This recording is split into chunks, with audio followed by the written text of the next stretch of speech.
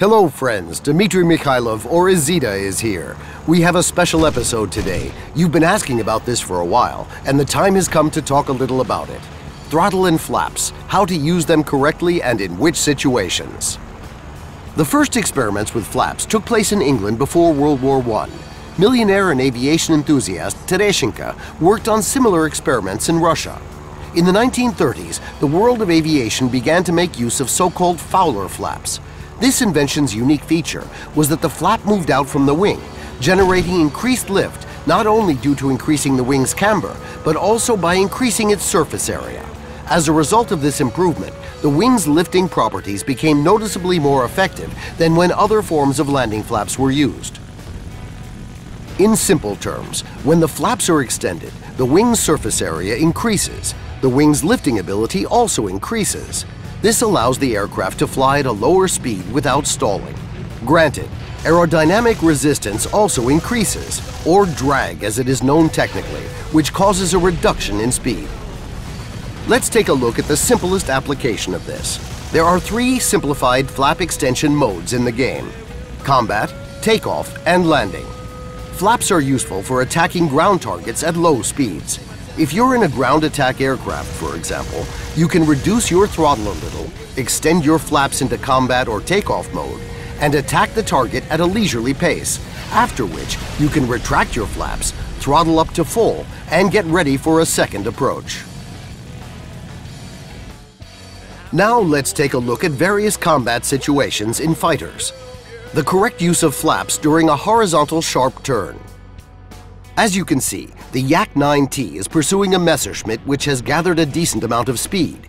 We don't yet have quite enough energy to achieve a good fire position on it. Our speed isn't too high or too low, which allows us to extend our flaps to takeoff mode and turn sharply towards our opponent. But, I repeat, this action will reduce our speed. A situation may arise in which our speed falls too low and we begin to stall. This will force us to correct our aircraft, allowing our opponent to catch up to us in turn by utilizing our loss of speed. In conclusion, when performing a horizontal maneuver, you shouldn't extend your flaps at low speeds. Additionally, it's only worth extending them if you're sure you can turn directly towards your opponent. Otherwise, it's highly probable that you'll swap positions with your opponent. Now, let's move on to the correct use of flaps in vertical maneuvers. Let's take a look at this situation.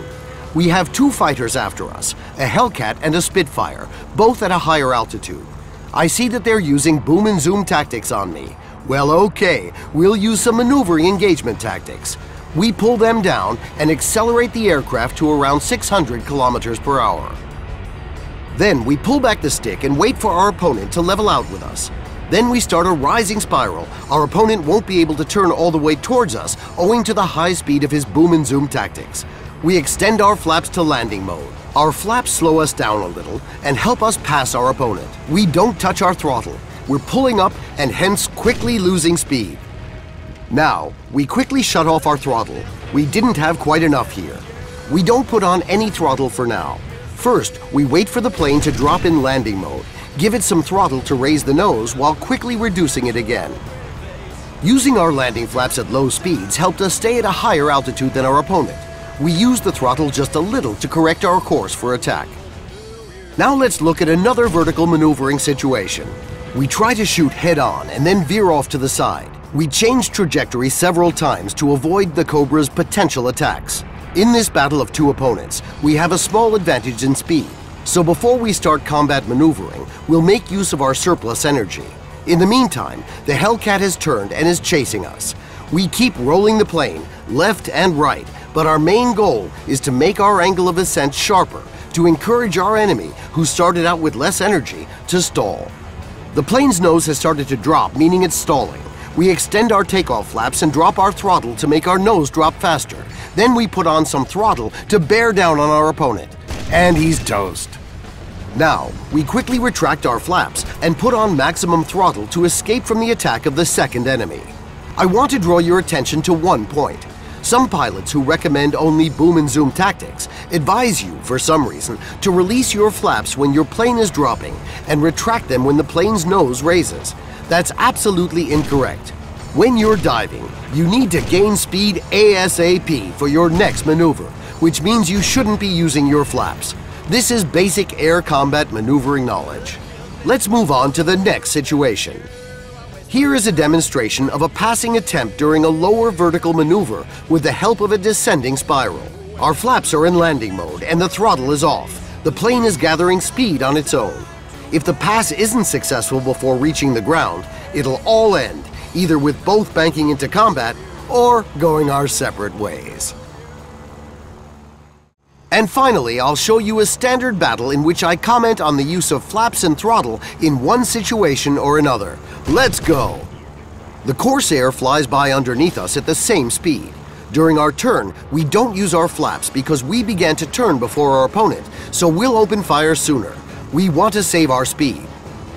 Unfortunately, our attack isn't successful, so we start to angle our nose down and open our takeoff flaps. We retract them almost immediately to slightly cut off our angle and open fire. Now we have no need of our flaps. We calmly estimate the ballistics of our shell's flight and fire a single shot. Now we see an incoming P-400 from above.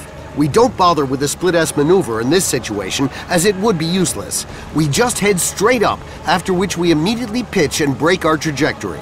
A King Cobra has just arrived and is also attempting to attack us. Now that our speed is over 400, we can pull up and attempt to attack our opponent. The Cobra passes below us. We try to turn towards it and at the same time gather speed because we're a little higher up. The King Cobra flies upwards and we can safely chase it because there are no enemies close by. We don't use our flaps, otherwise we'll lose our already low speed.